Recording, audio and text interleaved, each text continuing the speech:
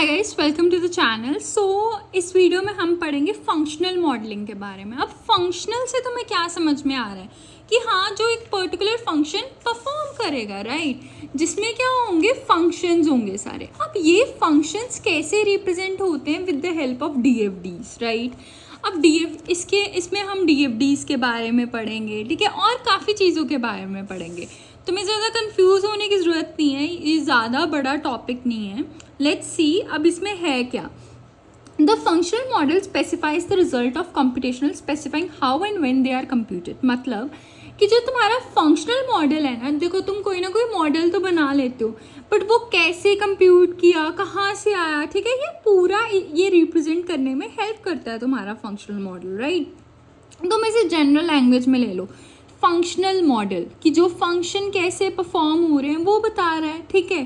The functional model specifies the meaning of the operation in the object model and action in the dynamic model as well as any constraint in the object model. मतलब ये क्या क्या चीज़ें बताएगा, action बताएगा, operations बताएगा कि उसके मीनिंग क्या है, ठीक है, एंड और क्या बताएगा तुम्हें, कंस्ट्रेंट्स कि दो ऑब्जेक्ट एक दूसरे से कैसे रिलेटेड हैं, ठीक है, ये सारी चीज़ें इसमें इन्वॉल्व होंगी, राइट। ओके, आगे है, it is use to represent the flow of information in any computer based system. मतलब ये रिप्रेजेंट करता है फ्लो ऑफ इंफॉर्मेशन, ठीक है, किसी भी कंप्यूटर सिस्टम में। It provides an indication of how data objects are transformed by processing functions. मतलब कि कैसे एक डेटा ऑब्जेक्ट जो मैंने दिया डेटा, वो कैसे किसी और चीज़ में कन्वर्ट हो गया एक पर्टिकुलर प्रोसेस लगा के, ठीक है, ये कौन बताता है, functional model. Okay, so let us first discuss about DFD diagrams. DFD diagrams देखो, तुम्हारे पास डीएफडी तो उसने बताई हुई है सारी, बट इसमें क्या होता है, हमें बेसिकली डीएफडी होती क्या है, ठीक है, डेटा फ्लो डायग्राम, ठीक है, डीएफडी ये चीज़ होती है। अब डेटा फ्लो डायग्राम में क्या होता है, it is also known as bubble chart, इसको बबल चार्ट भी कहा जाता है, and through which we can represent the flow of data graphically in an information system. मतलब हम फ्लो ऑफ डेटा बता सकते हैं कि हाँ, डेटा मेरा यहाँ से यहाँ गया, कैसे गया, किस फॉर्म में गया, ठीक है।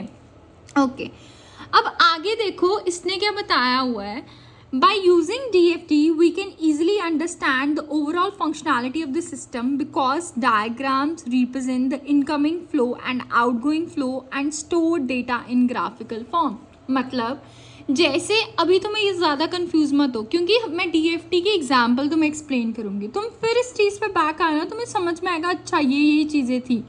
अब देखो ये क्या तुम्हें क्या बताता है कि अगर मैं तुम्हें कोई भी चीज़ ऐसे सिंपली पढ़ा रही हूँ, बट अगर मैं तुम्हें उसको पिक्चर्स की फॉर्म में पढ़ा रही हूँ तो वो तुम्हारे लिए इजी हो जाएगा ना, ठीक है।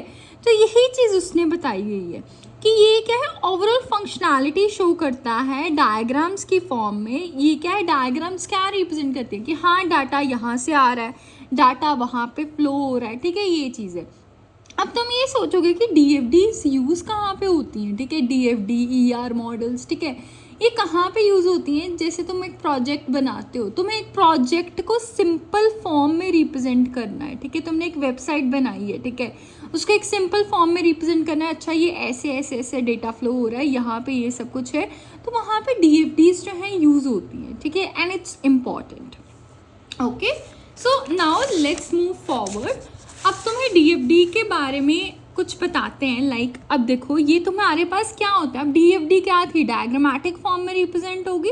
अब इसमें डायग्राम्स भी होंगी, पर उस डायग्राम्स का कुछ ना कुछ मतलब भी होगा, राइट। अब देखो स्क्वायर है, स्क्वायर ये चीज़ है।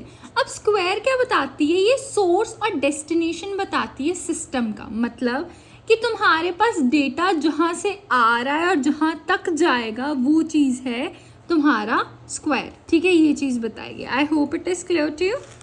ओके, अब एरो क्या बताएगा, डेटा फ्लो, डेटा कहाँ से फ्लो हो रहा है। सपोज ये है, ये तुम्हारी एंटिटी है, यहाँ से इधर फ्लो हो रहा है या फिर इधर फ्लो हो रहा है, तो ये सिर्फ तुम्हारा एरो जो है वो बताएगा।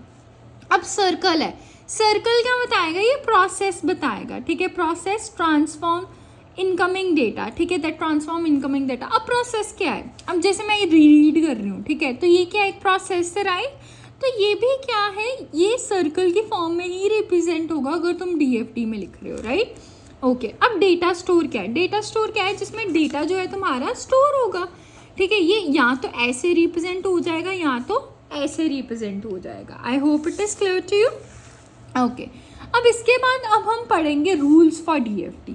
अब देखो रूल्स क्या होते हैं डीएफडी के। Each process should have at least 1 input and 1 output, ठीक है। हर प्रोसेस का एक इनपुट होना चाहिए, एक आउटपुट होना चाहिए। अब देखो अगर प्रोसेस सपोज होता है रीडिंग, इसका इनपुट क्या होगा कि हाँ मेरी आंखें देख रही हैं उसको, ठीक है।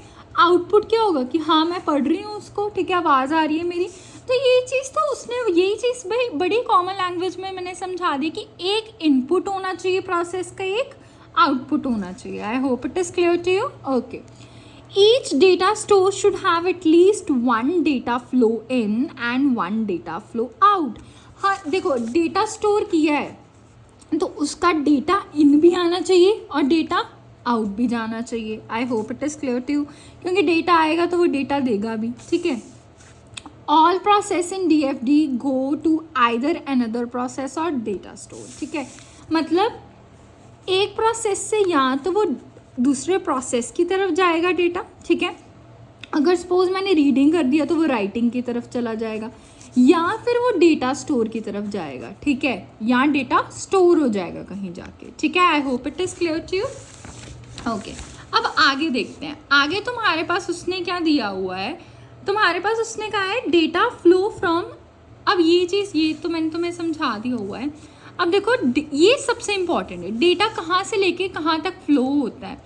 डेटा जो है वो फ्लो होता है from external entity to process. External entity क्या हो गई, जहाँ से डेटा आ रहा है, ठीक है, टू प्रोसेस। ये प्रोसेस है, मतलब प्रोसेस क्या है, सपोज मैंने एक बुक शेल्फ है, बुक शेल्फ से डेटा आ रहा है, ठीक है। प्रोसेस क्या है, रीडिंग।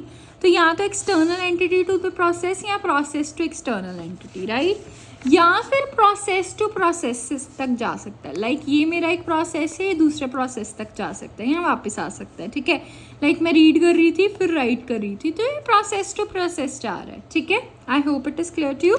जा भी सकता है और वापस भी आ सकता है, बट कहाँ पे नहीं जा सकता data, that is data cannot flow to external entity to external entity. Suppose यहाँ पे जो था, यहाँ से मेरा डेटा आ रहा है। एक्सटर्नल एंटिटी क्या होती है, जहाँ से डेटा आ रहा होता है या जहाँ तक जा रहा होता है, सोर्स या सिंक, ठीक है।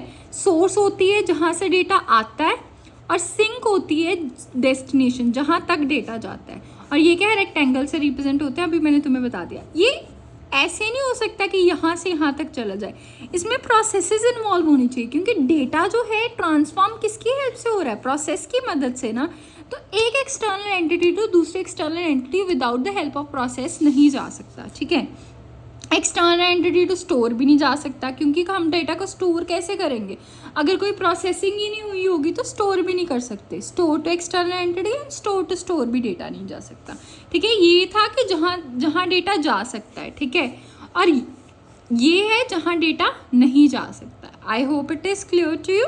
Okay so guys this was it. DFD के रूल्स जो थे वो हमने पढ़े। अब आगे हम लेवल 0, लेवल 1, लेवल 2, ठीक है, इन डीएफडीज के बारे में पढ़ेंगे।